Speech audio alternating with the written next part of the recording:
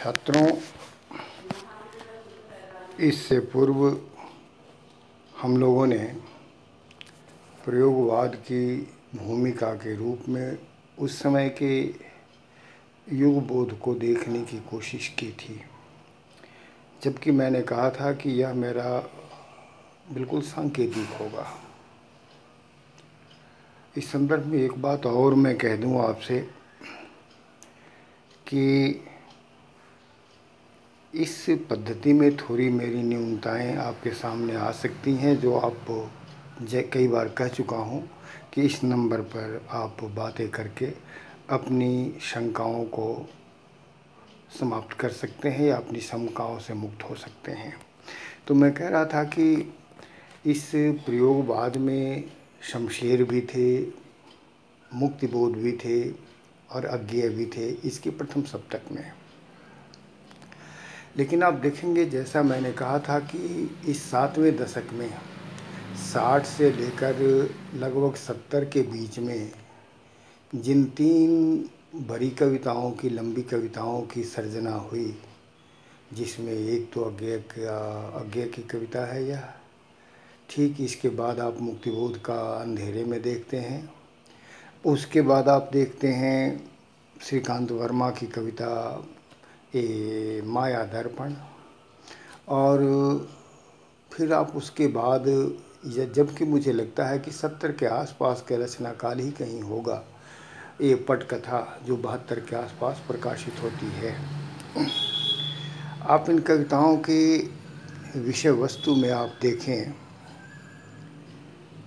तो आप देखेंगे कि अज्ञेय अपने समय का सामना कुछ अन्य ढंग से कर रहे हैं। उन्हें लगता है कि जो युग है, युग के साथ स्वयं को अहं शेष किए बिना शायद युग की जो धड़कन है, युग का जो यथार्थ है, उसको हम नहीं पकड़ सकते। और इसके लिए वे कलाकार की प्रतिबद्धता से ज़्यादा कलाकार के उस संपूर्ण समर्पण पर बल देते हैं। लेकिन यह संपूर्ण समर्पण अज्ञेय का वह नहीं होता है जिसमें वह अपने व्यक्तित्व को निःशेष कर देता है। जैसा मैंने आपको कुछ उनकी कविताओं के PDF दिए हैं, उनको पढ़कर आप महसूस कर सकते हैं, या इनकी कविता नदी के द्वीप को पढ़कर आप महसूस कर सकते हैं कि अज्ञेय व्यक्ति को काल के बाहर नहीं देखते, यथार्थ के बाहर नहीं देखते, लेकिन यथार्थ के साथ उसका द्वंद्वात्मक रिश्ता होता है। जहाँ यथार्थ भी होता है, वह भी होता है, और कभी यथार्थ दृष्टा में, कभी दृष्टा यथार्थ में एक में एक होता चलता है। बिहारी की कविता, जो बिहारी का प्रसिद्ध दोहा है, अगर आपने देखा होगा तो शायद अज्ञेय के असाध्य वीणा या नदी के द्वीप इत्यादि को आप समझ सकें बेहतर, जहाँ उन्होंने कहा था, तंत्री नाद कवित्तरस सरस राग रतिरंग, अन बूढ़े बूढ़े तिरे जे बूढ़े सब अंग।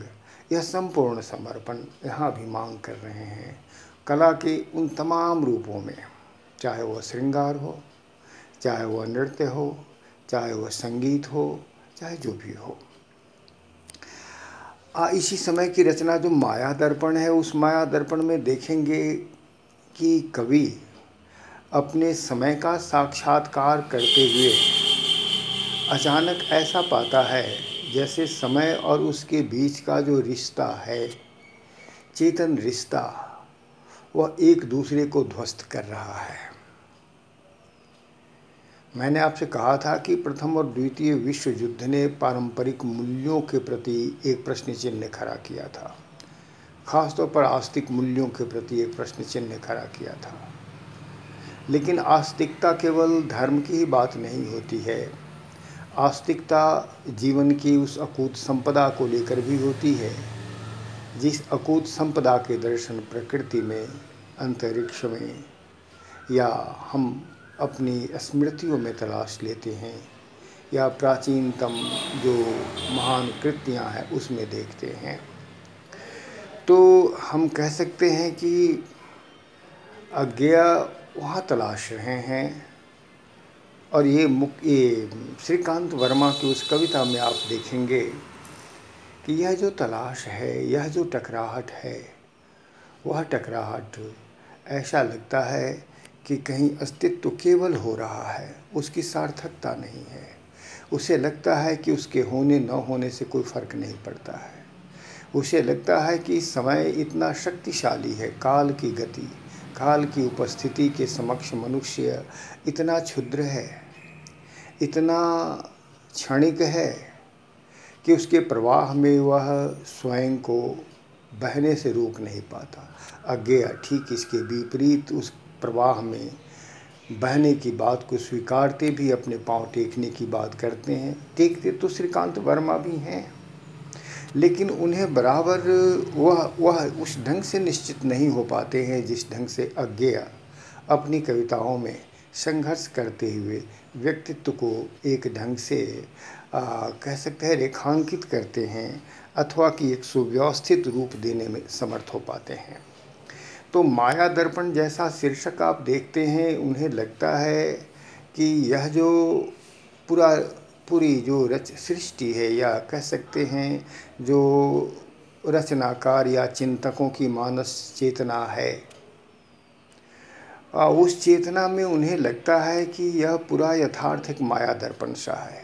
एक ही यथार्थ अलग अलग शक्ल में दिख रहा है। एक ही यथार्थ कहीं बेहद कुरूप है, कहीं बेहद ऐसा है जैसा लगा कि मेरी ही छवि है, कहीं अपनी ही छवि विकृत होकर आ रही है। वह विकृति सौंदर्य की ओर, फंतासियों की ओर ले जाती है, अथवा कि वह विकृति कहीं आपको उदास, कहीं क्षुब्ध या कुछ ऐसा कर जाती है। तो इस तरह आप देखते हैं कि श्रीकांत वर्मा यथार्थ को जिस ढंग से देख रहे हैं, यह जो यथार्थ है अचानक फिर आप देखेंगे कि भारतीय आध्यात्म के करीब चला जा रहा है। और तब इस आध्यात्म की छवि आपको असाध्य वीणा में भी दिखाई देगी, जहाँ कला में चित्रित एक ही यथार्थ प्रकृति के भीतर कलाकार का वह अंतः समर्पण है। सृष्टि के अनंत काल के पूंजीभूत स्वर के साथ कलाकार का स्थिरीकरण है। और फिर आप देखते हैं कि उसके भीतर से अनंत रंग, अनंत ध्वनियाँ, अनंत अर्थ, अनंत वाक्य, अनंत ज्ञान पुंजों की रश्मियाँ बह निकलती हैं।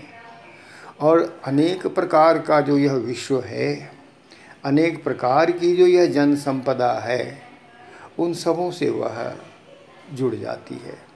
तो इस प्रकार आप देखते हैं कि प्रयोगवाद के इस प्रथम संग्रह में जो दो कवि आए, उन दोनों कवियों ने अपने सत्य अनुसंधान के मार्ग अलग अलग, मुक्तिबोध अपने सत्य अनुसंधान के क्रम में व्यवस्था से टूटते टकराते उन सभी लोगों का जिक्र करते हैं जो वर्तमान आलोचना प्रणाली के मुताबिक वे सामाजिक तो नहीं थे, लेकिन कहीं न कहीं राष्ट्र में मनुष्य की स्थिति का मूल्यांकन कर रहे थे, उन्हें एक जगह देने की कोशिश कर रहे थे। चाहे वो बाल गंगाधर तिलक हों, जिन तिलक के बारे में कहा जाता है कि जब प्लेग फैला था और प्लेग के खिलाफ अंग्रेज़ों का अत्याचार 19वीं शताब्दी के अंत में बढ़ गया था, तो उन्होंने उसके खिलाफ जो तीखी प्रतिक्रिया की थी, अचानक वो नायक बनकर उभरते हैं। वह तिलक भी हैं अपने ढंग से, महात्मा गांधी भी है अपने ढंग से, टॉल्स्टॉय भी हैं अपने ढंग से। आप उसमें देखेंगे स्वाधीनता आंदोलन के समस्त रंग हैं, लेकिन उन रंगों के भीतर भी आप देखते हैं कि उसी समय वामपंथी आंदोलन के प्रति नेहरू की जो एक स्वप्नजीवी सरकार थी, उसका एक कठोर कदम भी आप देखते हैं। उसी समय आप देखते हैं कि एम्प्रेस मिल जो नागपुर में है, उसकी हड़ताल देखते हैं, उस पर पुलिस की गोलीबारी देखते हैं, वहाँ मज़दूरों का रक्त बहना देखते हैं। ये सारी चीज़ें मुक्तिबोध के अंतस को कहीं न कहीं गुत्थम गुत्थ कर देती है। इन सारी चीज़ों में, और इतना ही नहीं, आप उसमें युगनायक मनु की छवि भी अंधेरे में देखते हैं, जो उसका सबसे पहली छवि है। वह जो महानायक है, जो अंधेरे में घूमता रहता है, अंधेरे यानी कि कवि के गहन अचेतन में अर्थ की तलाश में घूमता है, सार्थकता की तलाश में, उसमें पहली छवि तो मनु की ही है। यद्यपि मनु के जिस स्वरूप पे से हम असहमत होते हैं, उनके स्मृतियों या इत्यादि को लेकर, यहाँ वह मनु नहीं है। यह मनु वह नायक हैं जो सृष्टि को रच रहे हैं, सृष्टि को एक रूप दे रहे हैं, सृष्टि को एक संगति देना चाहते हैं जिससे कि वो गतिमान हो सके। हम उनकी सीमाओं में, उनकी संभावनाओं में उन्हें पहचानने की कोशिश करते हैं। तो इस तरह आप देखेंगे कि इन सब कविताओं को समझने के लिए आपको न केवल यह देखना होगा कि यह प्रयोगवादी है या समाजवादी है या प्रगतिवादी है या राजनैतिक है या गैर राजनैतिक है। कविता के क्षेत्र में ऐसा कुछ नहीं होता है। कविता के क्षेत्र में संवेदना होती है और संवेदनाएं जीवन के अनंत पहलुओं से जुड़ी होती हैं और इसीलिए वह अनंत स्वरूप होती हैं। हम लोग अगली कक्षा में फिर इसके बाद इन कविताओं को लेकर कुछ और संदर्भों को देखेंगे। धन्यवाद।